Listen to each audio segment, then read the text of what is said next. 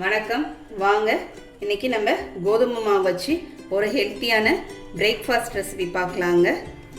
நமக்கு இட்லி தோசைக்கு மாவு இல்லைனா கூட நம்ம புதுவிதமாக ஒரு பிரேக்ஃபாஸ்ட் ஹெல்த்தியாக ஒரு பிரேக்ஃபாஸ்ட் ரெடி பண்ணிடலாங்க. இப்போ நான் 1/4 கிலோ அளவுக்கு கோதுமை மாவு எடுத்திருக்கேன்.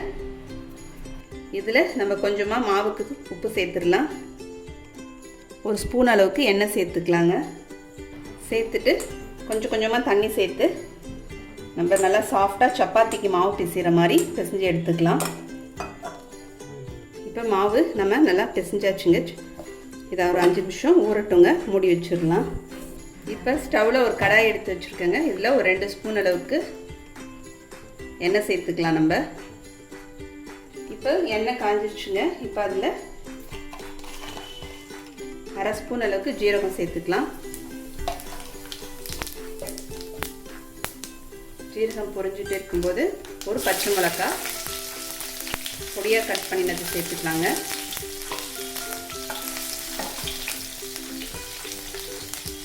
ரெண்டு வெங்காயம் பொடிசாக கட் பண்ணி எடுத்து வச்சுருக்கேன்.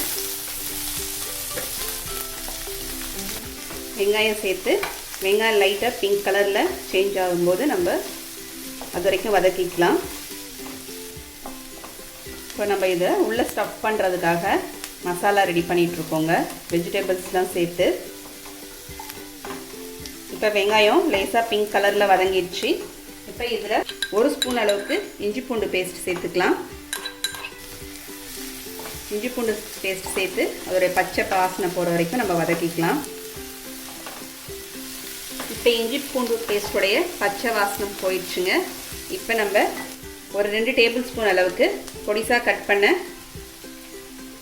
குடமிளகாய் சேர்த்துக்கலாங்க. அதை சேர்த்து ஒரு வதக்கிக்கலாம். வதக்கி விட்டுட்டு அது கூடவே ஒரு கைப்பிடி அளவுக்கு கோஸு, ஒரு 2 டேபிள் ஸ்பூன் அளவுக்கு கோஸு பொடிசாக கட் பண்ணது, ஒரு 2 டேபிள் ஸ்பூன் அளவுக்கு கேரட், இதெல்லாம் சேர்த்து வதக்கிக்கலாம். இதில் வெஜிடபிள்ஸ்க்கு பதிலாக பாலக்கீரையும் நம்ம இதுக்கு பதிலாக பாலக்கீரை சேர்த்துக்கலாங்க. பொடிசாக கட் பண்ணி பாலக்கீரை சேர்த்துக்கலாம். இப்போ காய் சேர்த்து நம்ம ஒரு 3 நிமிஷம் வதக்கிட்டோம். இப்போ நான் ஒரு உருளைக்கிழங்கு வேக வச்சு மசிச்சு எடுத்துக்கலாம். அதையும் இதில் சேர்த்துக்கலாம். இது பிரேக்ஃபாஸ்ட்டாகவும் சாப்பிட்லாம், நம்ம ஸ்நாக்ஸாகவும் ஈவினிங் செஞ்சு கொடுக்கலாங்க. 1/4 ஸ்பூன் அளவுக்கு மஞ்சள்தூள், 1/2 ஸ்பூன் தனி மிளகாத்தூளுங்க, 1/2 ஸ்பூன் கரம் மசாலா, 1/2 ஸ்பூன் தனியாத்தூள், தேவையான அளவுக்கு உப்பு சேர்த்துக்கலாம். சேர்த்துட்டு எல்லாத்தையும் கலந்து விட்டுடலாங்க. நம்ம சேர்த்துருக்க மசாலாவுடைய பச்சை வாசனை கொஞ்சம் போகட்டும். அது வரைக்கும் கொஞ்சம் நேரம் வதக்கிக்கலாம். ஒரு 2 நிமிஷம் வதக்கினா போதும். இப்போ மசாலாவுடைய 2 நிமிஷம் வதக்கியாச்சுங்க. மசாலாவுடைய பச்சை வாசனை போயிடுச்சு. இப்போ நம்ம இதில் பொடிசாக கட் பண்ணி வச்சுருக்க கொத்தமல்லி தழை சேர்த்துக்கலாம். அது கூடவே 1 ஸ்பூன் அளவுக்கு ரெட் சில்லி சாஸ் சேர்த்துக்கலாங்க. இதுக்கு பதில் டொமேட்டோ கெச்சப் கூட சேர்த்துக்கலாம். சேர்த்துட்டு ஒரு கலந்து விட்டுட்டு ஸ்டவ் ஆஃப் பண்ணிடலாம். ஸ்டவ் ஆஃப் பண்ணியாச்சுங்க. இது நம்ம கொஞ்சம் நேரம் ஆற விட்டுடலாம். இப்போ நம்ம மாவு எடுத்து சின்ன சின்ன உருண்டையாக உருட்டிக்கலாங்க. சப்பாத்திக்கு மாவு உருட்டுற மாதிரி எல்லாத்தையும் நம்ம உருண்டை மாதிரி உருட்டி எடுத்து வச்சுக்கலாங்க.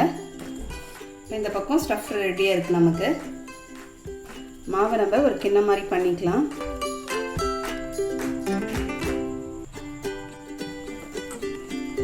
இதுக்குள்ளே இந்த ஸ்டஃப் வச்சுக்கலாங்க.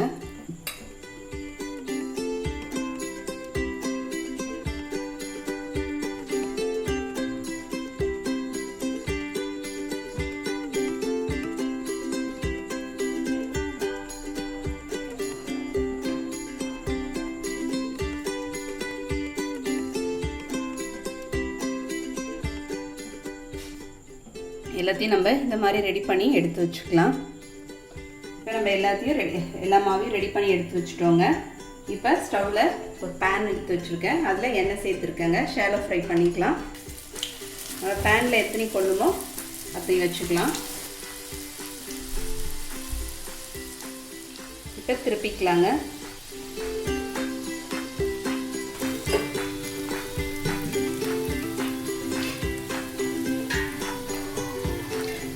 ரெண்டு பக்கமும் நல்லா நம்ம கோல்டன் ப்ரௌனில் அழகாக ஃப்ரை பண்ணி எடுத்துக்கலாங்க. பார்க்கவே ரொம்ப அழகாக இருக்குது பாருங்கள். சாப்பிட்றதுக்கு ரொம்ப டேஸ்ட்டாக இருக்கும். எண்ணெயும் நம்ம ரொம்பலாம் குடிக்காதுங்க எண்ணெய். இதில் நம்ம ஊற்றுன எண்ணெய் அப்படியே இருக்குது பாருங்கள்.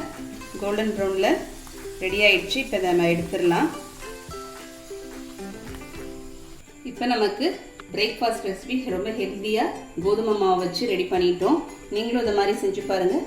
செஞ்சு பார்த்துட்டு எப்படின்னு கமெண்ட் பண்ணுங்கள். உங்களுக்கு இந்த வீடியோ பிடிச்சிருந்தா லைக் பண்ணுங்கள், ஷேர் பண்ணுங்கள், மறக்காமல் சப்ஸ்கிரைப் பண்ணுங்கள். அடுத்த வீடியோவில் பார்க்கலாம். தேங்க்யூ.